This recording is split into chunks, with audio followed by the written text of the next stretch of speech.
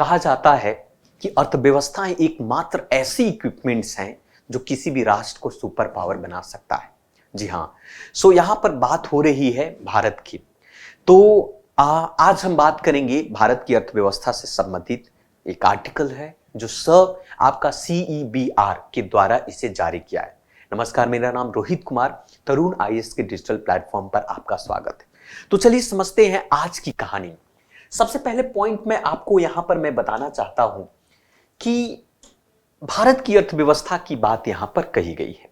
भारत की अर्थव्यवस्था कभी अप और कभी डाउन जैसी स्थिति आपको देखने को मिलता है। आज भारत विश्व की 5वीं सबसे बड़ी अर्थव्यवस्था है और हमने यूके जैसे राष्ट्र को पीछे छोड़ दिया। हमारी अर्थव्यवस्था दिन पर दिन बढ़ती जा रही है, लेकिन एक प्रिडिक्शंस किया गया है CEBR के द्वारा कि आने वाले 2035 तक भारत की जो अर्थव्यवस्था 10 ट्रिलियन के आसपास होगी। अभी भी हमारे देश के प्रधानमंत्री या कह सकते हैं कि भारत का एक टारगेट है कि हमारी इकोनॉमी जो है 5 बिलियन को टच करेगी, लेकिन अभी फिलहाल में तो अगर हम बात करें तो 3 बिलियन के आसपास हमारी अर्थव्यवस्था है, इकोनॉमी है ना। लेकिन centre for economics and business research एक संस्था है, आपका यूके बेस्ड एक तरीके से कंसल्टेंसी है इकोनॉमिक का।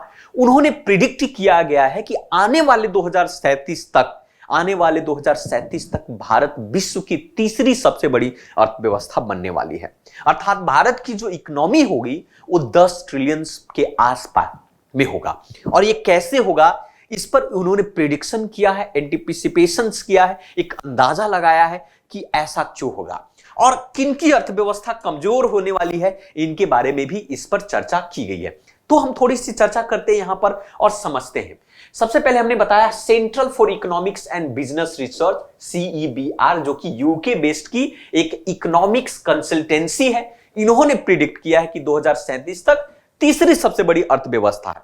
ये 14th एडिशन का उन्होंने रिपोर्ट जारी किया है और इस रिपोर्ट के माध्यम से यह कहा गया कि आने वाले 5 साल में, नेक्स्ट 5 ईयर के अंदर में भारत की जो लगातार GDP जो रेट रहने वाली है वो 6.4% एवरेज होगा। अर्थात हमारी जो GDP, हमारा जो सकल घरेलू उत्पाद, ग्रॉस डोमेस्टिक प्रोडक्ट जो है 6.4% के एवरेज दर के साथ लगातार चलने वाला है।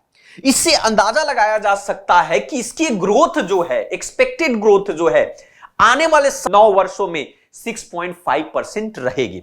अर्थात 9 साल इधर और आप 5 साल इधर, 9 5 14 अर्थात 34 की बात यहां पर की जा रही है। 6.45 के प्रतिशत के दर से रहने वाली।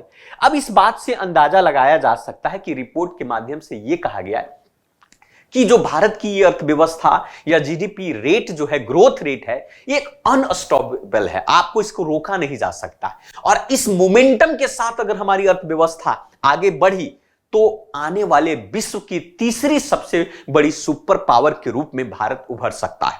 इसमें कोई दो राय नहीं है कि भारत की अर्थव्यवस्था या भारत विश्व की तीसरी सबसे बड़ी सुपर पावर बन सकता है। मैंने कहा ना, किसी भी राष्ट्र को सुपर पावर बनाने में उसकी अर्थव्यवस्था का ही योगदान होता है और भारत की अर्थव्यवस्था भी आप कह सकते हैं भारत योग्य देश है जो सुपर पावर बन सकता है। फिलहाल बहुत सारे आंतरिक रीजन है, बहुत सारे कारण है, बहुत सारी आप कह सकते हैं एनिमेट्री है जिसके कारण से भारत जो है डाइवर्ट हो जाता है, परंतु गुण संपूर्ण है इन सुपर पावर बनने में। तो कहा जा रहा है कि 2035 तक फिर भारत क्या हो जाएगा, तीसरी सबसे बड़ी अर्थव्यवस्था हो जाएगी और 10 ट्रिलियन हमारी इकोनॉमी होगी। अब इन सभी कमेंट के बावजूद में कहा गया कि भाई चाइना का क्या होगा।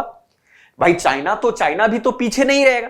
तो चाइनीज के बारे में कहा जा रहा है कि अभी जो जिस प्रकार से 2022 के आउटपुट परफॉर्मेंस को देखा गया, चाइना की अगर बात करें, चीन के परफॉर्मेंस की अगर हम बात करें, तो चाइना की जो अर्थव्यवस्था यहां पर देखेंगे कि आने वाले कुछ दिनों के बाद ऐसा अंदाजा जा रहा है कि वहां की इन्फ्लेशन, वहां की मुद्रास्फीति 11.6% रहने वाली है। अर्थात मुद्रास्फीति बहुत ज्यादा होने वाला है, इन्फ्लेशन बहुत ज्यादा चाइना में होने वाले, और इस चाइनीज के इन्फ्लेशन होने के कारण उनको स्टैगफ्लेशन की स्थिति से गुजरना पड़ेगा।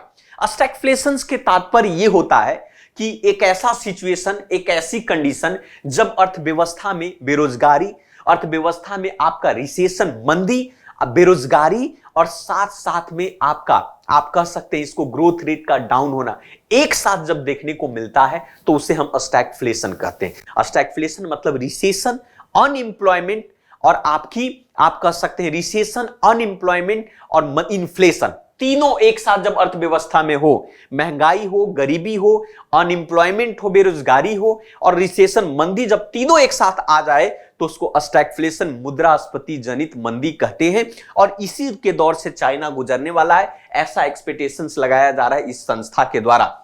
स्टैगफ्लेशनरी कॉन्सेप्ट की बात यहां पर मतलब क्या होगा कि ग्रोथ और प्राइस राइज बहुत ज्यादा होगा, ग्रोथ डाउन हो जाएगा, पोटेंशियल स्टैगफ्लेशन देखने को मिलेगा। लास्ट ईयर की रिपोर्ट में बात किया जाए तो इसमें मेंशन ये भी किया गया उसकी पोजीशन के बारे में, फ्रांस और साउथ एशियन नेशंस को प्रिडिक्ट किया गया, उसमें काफी इंप्रूवमेंट देखने को मिला। आपका वर्ल्ड इकोनॉमिक्स लीग टेबल के फॉर्म में आपको आने वाले 15 सालों में फ्रांस और साउथ एशिया के देशों में भी इंप्रूवमेंट देखने को मिलेंगे। साथ साथ में यह भी कहा जा रहा है कि लाइक वर्ल्ड, इंडिया की बात करें तो आपने देखा कि भाई जिस प्रकार से कोविड-19 की स्थिति से पूरा विश्व गुजर रहा था, भारत भी उस स्थिति से गुजरा। Bharat India also face the rate of the, आप कह सकते हैं कि कोरोना वायरस कोविड-19 पैंडेमिक, है ना। भारत जो है दुनिया का 3rd हाईएस्ट डेथ आपके टॉल ग्लोबली देखा, विश्व में 3रा सबसे ज्यादा डेथ आपको भारत में ही देखने को मिले, जिसकी परिणाम ये हुआ, इस पैंडेमिक का परिणाम ये हुआ कि भारत की इकोनॉमी जो है डिक्लाइन हो गई, इकोनॉमिक एक्टिविटी टूट गया, कमजोर हो गया, नीचे गिरने लगा, है ना। हमारी अर्थव्यवस्था 2020-21 तक 6.6% के साथ नीचे चला गया, माइनस में कॉन्ट्रैक्टिंग हो गया आपका, है ना। लेकिन जैसी पोस्ट पैंडेमिक आया, पोस्ट पैंडेमिक अर्थात कोरोना काल जैसे ही खत्म हुआ, उसके बाद भारत ने एक नई रुख मोड़ लेते हुए आप देख सकते हैं कि हमारी अर्थव्यवस्था एक भी शेप को दिया कि हमारी अर्थव्यवस्था नीचे जिस रेट से नीचे गिरी उसी रेट के साथ ऊपर उठ गई। तो इस बात से अंदाजा लगा सकते हैं कि हमने बहुत तेजी से रिकवरी किया अपनी अर्थव्यवस्था को। तो रिपोर्ट ने इस बात को मेंशन किया कि हम इसको शार्प रिबाउंड किया भारत की अर्थव्यवस्था ने, है ना। डोमेस्टिक डिमांड बढ़ गए, परिणाम यह हुआ कि जीडीपी ग्रोइंग 8.7% के साथ हमारी सकल घरेलू उत्पाद फिस्कल ईयर 2021-22 के दौरान में बहुत तेजी से बढ़ा। और यह विश्व का एक ऐसा देश था जो इतनी तेजी से अपनी अर्थव्यवस्था को बढ़ाना, मतलब कह सकते हैं कि India the fastest growing major economic in the world, pandemic में रिकवर करने वाला, बहुत तेजी से रिकवर करने वाला, यह विश्व का सबसे एक कह सकते हैं फास्टेस्ट ग्रोइंग मेजर देश था। इसके बावजूद भी कि भाई हमारी डी एक्सेलरेशन हुआ है डिमांड और टाइटेनिंग के बाद भी।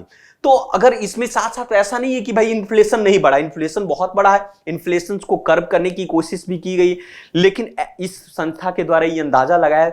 देखिए अगर अंदाजा ये सही हो जाता है तो हमारे राष्ट्र के लिए एक बहुत बड़ी उपलब्धि होगी। तो ये हमारी आर्टिकल्स में बात कही गई थी।